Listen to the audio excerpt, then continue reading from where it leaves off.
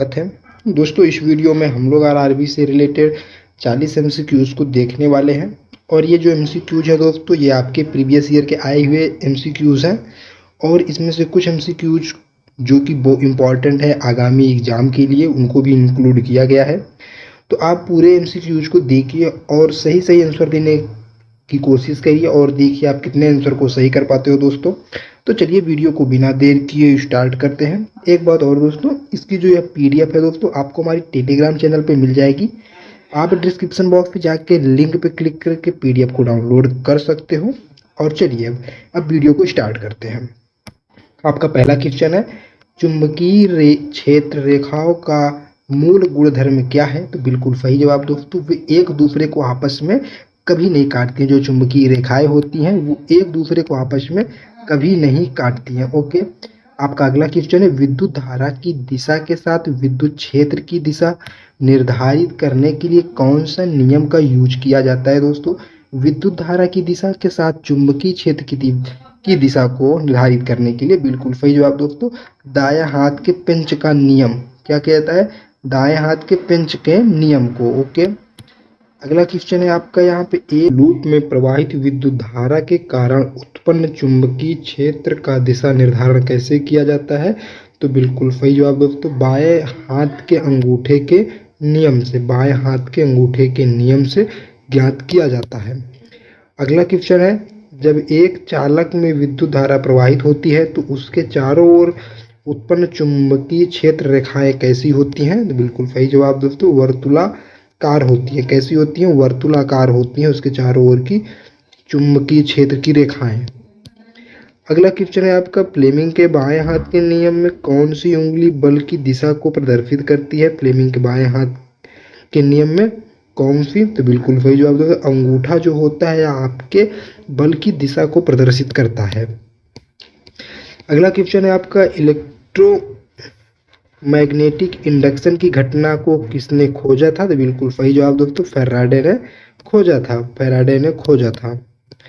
अगला क्वेश्चन है, यदि किसी चालक को चुंबकीय क्षेत्र में लाया जाता है तो उसमें प्रेरित विद्युत धारा उत्पन्न होती है, यह किस पर निर्भर करती है? तो बिल्कुल सही जवाब दोस्तों, यह किस पर निर्भर करती है? चालक की चाल पर निर्भर करती है। किस पे करती है? चालक की चाल पर निर्भर करती है। अगला क्वेश्चन है, एक चालक में उत्पन्न प्रेरित ईएमएफ का अधिकतम मान किस पर निर्भर करता है? तो बिल्कुल सही जवाब दोस्तों, ईएमएफ का मान किस पर निर्भर करता है? उपरोक्त सभी पर निर्भर करेगा। क्यों? चालक की गति पर भी निर्भर करता है, चुंबकीय क्षेत्र की तीव्रता पर भी और चालक की लंबाई पर भी। तो सही जवाब आपका बनेगा उपरोक्त सभी। अगला क्वेश्चन है, चुंबकीय प्रवाह का एसआई मात्रक क्या है? तो चुंबकीय प्रवाह का एसआई मात्रक वेबर है। क्या है? वेबर है। ओके। अगला क्वेश्चन है आपका, आत्म प्रेरण का एसआई मात्रक क्या है? तो बिल्कुल सही जवाब दोस्तों, हेनरी है। क्या है? हेनरी है। अगला क्वेश्चन है, एक स्थिर चुंबकीय क्षेत्र में किसी चालक को चालने पर प्रेरित ईएमएफ की दिशा किस नियम द्वारा निर्धारित की जाती है? तो बिल्कुल सही जवाब दोस्तों, ऑप्शन नंबर बी, फ्लेमिंग के दाएं हाथ के नियम से ज्ञात किया जाता है। अगला क्वेश्चन है, फ्लेमिंग के दाएं हाथ के नियम में मध्यमा उंगली किस दिशा को दर्शाती है? तो मध्यमा उंगली आपके विद्युत धारा की दिशा को दर्शाती है। कौन सी दिशा को? विद्युत धारा की दिशा को दर्शाती है। अगला क्वेश्चन है, विद्युत मोटर किस सिद्धांत पर कार्य करता है? तो बिल्कुल सही जवाब दोस्तों, विद्युत चुंबकीय प्रेरण के सिद्धांत पर कार्य करता है। अगला क्वेश्चन है, विद्युत जनित जनरेटर किस सिद्धांत पर कार्य करता है? किस सिद्धांत पर कार्य करता है? बिल्कुल सही जवाब, विद्युत चुंबकीय प्रेरण के सिद्धांत पर कार्य करता है। किस पे? विद्युत चुंबकीय प्रेरण के सिद्धांत पर कार्य करता है। अगला है आपका, चुंबकीय क्षेत्र की तीव्रता का एसआई मात्रक क्या है? चुंबकीय क्षेत्र की तीव्रता का एसआई मात्रक टेस्ला है। अगला क्वेश्चन है, द्रव्य का वह गुणधर्म क्या है जो चुंबकीय क्षेत्र उत्पन्न करने की क्षमता को निर्धारित करता है? तो बिल्कुल सही जवाब दोस्तों, चुंबकीय परविटता है। क्या है? चुंबकीय परविटता है। ओके। यह ऐसा द्रव्य का गुणधर्म है जो कि चुंबकीय क्षेत्र को उत्पन्न करने की क्षमता को रखता है। अगला क्वेश्चन है, किसी वर्तुलाकार कुंडली में प्रवाहित धारा के कारण उत्पन्न चुंबकीय क्षेत्र का दिशा निर्धारण किस नियम से किया जाता है? तो बिल्कुल सही जवाब दोस्तों, दाएं हाथ के अंगूठे के नियम से किया जाता है। अगला क्वेश्चन है, विद्युत चुंबकीय तरंगों को उत्पन्न कौन करता है? बिल्कुल सही जवाब दोस्तों, कौन करता है? परिवर्तित विद्युत धारा उत्पन्न करती है। अगला क्वेश्चन है आपका, चुंबकीय क्षेत्र रेखाओं का घनत्व क्या प्रदर्शित करता है? तो बिल्कुल सही जवाब दोस्तों, चुंबकीय क्षेत्र रेखाओं का घनत्व चुंबकीय क्षेत्र की तीव्रता को प्रदर्शित करता है। ऑप्शन नंबर ए आपका सही जवाब बनेगा। अगला क्वेश्चन है आपका, फ्लेमिंग के बाएं हाथ के नियम में तर्जनी उंगली क्या प्रदर्शित करती है? तो बिल्कुल सही जवाब दोस्तों, क्या प्रदर्शित करती है तर्जनी उंगली? चुंबकीय क्षेत्र की तीव्रता को प्रदर्शित करती है। अगला क्वेश्चन है, किस चालक में प्रवाहित विद्युत धारा के कारण उत्पन्न चुंबकीय क्षेत्र का उपयोग किस उपकरण में किया जाता है? किसी चालक में प्रवाहित विद्युत धारा के कारण उत्पन्न चुंबकीय क्षेत्र का प्रयोग किस उपकरण में किया जाता है? बिल्कुल सही जवाब दोस्तों, गैल्वेनोमीटर में किया जाता है। किसमें किया जाता है? गैल्वेनोमीटर में किया जाता है। अगला क्वेश्चन है आपका, चुंबकीय बल रेखाओं का घनत्व किससे प्रभावित होता है? तो बिल्कुल सही जवाब दोस्तों, किससे प्रभावित होता है? चुंबकीय बल से प्रभावित होता है। अगला क्वेश्चन है आपका, किस विद्युत चालक में उत्पन्न प्रेरित ईएमएफ मतलब इलेक्ट्रोमैग्नेटिक फील्ड की दिशा किस नियम के द्वारा निर्धारित की जाती है? तो बिल्कुल सही जवाब दोस्तों, लेंज के नियम के द्वारा ज्ञात की जाती है विद्युत चालक में उत्पन्न प्रेरित धारा की दिशा। ओके, चलिए अगला क्वेश्चन देखते हैं। अगला क्वेश्चन है, चुंबकीय क्षेत्र की रेखाएं कैसी होती हैं? तो बिल्कुल सही जवाब दोस्तों, द्रव्यमान रहित होती हैं। क्या होती हैं? द्रव्यमान रहित होती हैं। अगला क्वेश्चन है, चुंबकीय बल रेखाओं की दिशा निर्धारित की जाती है किससे निर्धारित की जाती है? चुंबकीय बल के रेखाओं की दिशा कंपास के द्वारा निर्धारित की जाती है। अगला क्वेश्चन है, विद्युत धारा में के प्रवाह के कारण उत्पन्न चुंबकीय क्षेत्र का मापन किस उपकरण से किया जाता है? तो बिल्कुल सही जवाब, मैग्नेटोमीटर से किया जाता है चुंबकीय क्षेत्र के मापन को। ओके, अगला क्वेश्चन है, किसी चालक में चुंबकीय क्षेत्र की तीव्रता बढ़ाने के लिए क्या किया जा सकता है? तो बिल्कुल सही जवाब दोस्तों, क्या किया जा सकता है? धारा को बढ़ाएंगे अगर तो चुंबकीय क्षेत्र की तीव्रता भी बढ़ जाएगी। अगला क्वेश्चन है, विद्युत चुंबकीय तरंगों की गति किस माध्यम में सबसे अधिक होती है? तो बिल्कुल सही जवाब दोस्तों, किस माध्यम में सबसे अधिक होती है? निर्वात में सबसे अधिक होती है चुंबकीय तरंगों की दिशा गति। किसी एक विद्युत मोटर का कार्य सिद्धांत किस पर आधारित है?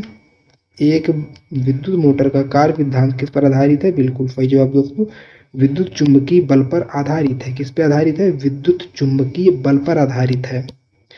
अगला क्वेश्चन है आपका, फ्लेमिंग के दाएं हाथ के नियम में अंगूठा किस दिशा को दर्शाता है?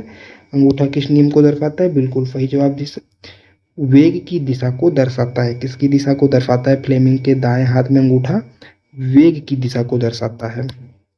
अगला क्वेश्चन है आपका, किसी चुंबकीय क्षेत्र में स्थित चालकों में अधिकतम प्रेरित ईएमएफ कब उत्पन्न होता है दोस्तों? तो कब उत्पन्न होता है बताइए, आपके ऑप्शन यहाँ पे है। यहाँ पे ये 4 ऑप्शन है। तो बिल्कुल सही जवाब दोस्तों, जब चालक का वेग और चुंबकीय क्षेत्र लंबवत हो। कब?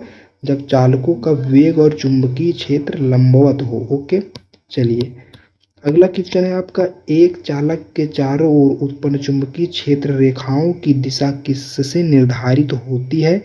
एक चालक के चारों ओर उत्पन्न चुंबकीय क्षेत्र रेखाओं की दिशा किससे निर्धारित होती है? बिल्कुल सही जवाब, दाएं हाथ के पिंच नियम से। इसके दाएं हाथ के पिंच नियम से निर्धारित होती है। अगला है, चुंबकीय बल रेखाएं किस प्रकार की होती है? तो बिल्कुल सही जवाब दोस्तों, वर्तुलाकार होती है चुंबकीय बल रेखाएं। अगला क्वेश्चन है, चुंबकीय क्षेत्र का मात्रक क्या है? चुंबकीय क्षेत्र का मात्रक टेस्ला है। क्या है? टेस्ला है चुंबकीय क्षेत्र का मात्रक। अगला क्वेश्चन है, आत्म प्रेरण क्या है? आत्म प्रेरण क्या है? बिल्कुल सही जवाब दोस्तों, स्वयं के चुंबकीय क्षेत्र द्वारा धारा को उत्पन्न करना आत्म प्रेरण कहलाता है। अगला क्वेश्चन है, चुंबकीय क्षेत्र रेखाओं का आरेखण किसके द्वारा किया जा सकता है? तो बिल्कुल सही जवाब, द्वारा कंपास के द्वारा किया जा सकता है। किसके द्वारा? कंपास के द्वारा किया जा सकता है। अगला क्वेश्चन है, फ्लेमिंग के दाएं हाथ के नियम का प्रयोग किसमें होता है? बिल्कुल सही जवाब, विद्युत जनित्र में होता है। किसमें होता है? विद्युत जनित्र में होता है। अगला क्वेश्चन है, किसी चुंबकीय क्षेत्र में चालक की गति दोगुनी कर दी जाए तो ईएमएफ पर क्या प्रभाव पड़ेगा? बिल्कुल सही जवाब दोस्तों, वह भी दोगुनी हो जाएगी। क्या होगा?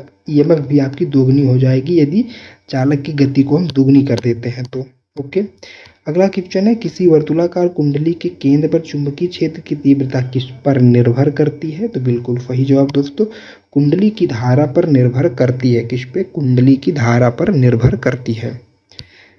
अगला क्वेश्चन है आपका यहाँ पे, एक चालकों में धारा प्रवाहित करने पर उत्पन्न चुंबकीय क्षेत्र की दिशा को निर्धारित करने के लिए निम्नलिखित में से कौन से नियम का यूज किया जाता है? बताइए दोस्तों। बिल्कुल सही जवाब दोस्तों, किस नियम का यूज किया जाता है?